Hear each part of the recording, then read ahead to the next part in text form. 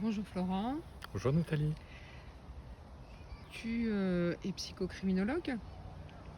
Tu as écrit un livre sur le profilage qui va sortir en septembre, si je ne me trompe.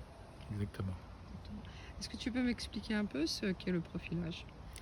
Le profilage, c'est une technique pour déterminer les catégories les plus fines possibles de la personnalité d'un auteur de crime. Mhm. Le profilage est à la fois euh, l'utilisation de grilles probabilistes et en même temps des déductions sur le type d'individu pouvant commettre tel ou tel acte. Les deux se croisent.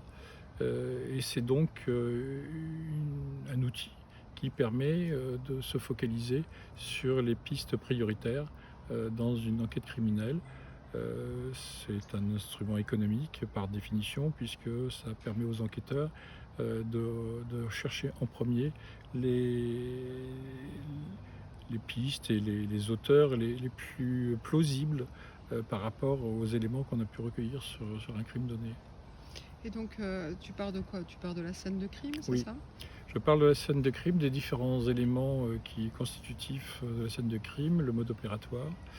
Je pars aussi de l'étude de la victime, et parce que tout simplement, si une victime réagit, si elle se défend, ça ne donnera pas le même type de mode opératoire chez l'auteur qui n'a pas forcément prévu que sa victime se défende. Donc la connaissance de la victime permet de déduire la réaction de l'auteur.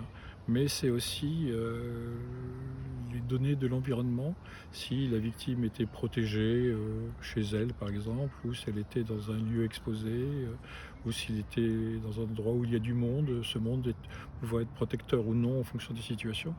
Donc tout ça sont des éléments qui rentrent en ligne de compte.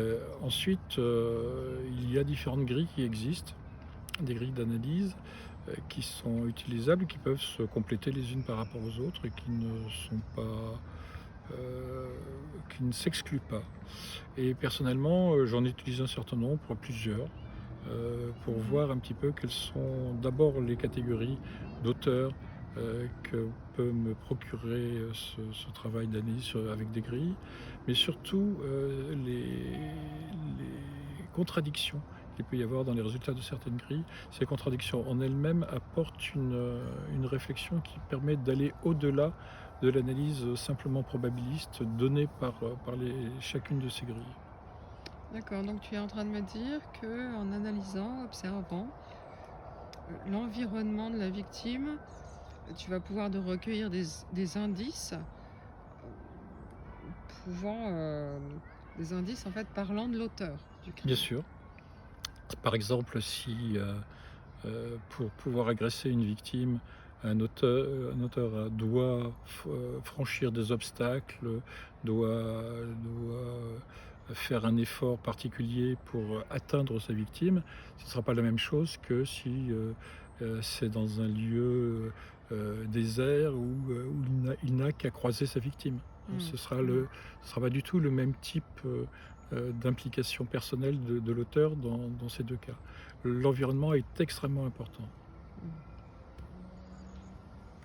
Ben, je te remercie, Florent. Avec plaisir, Nathalie.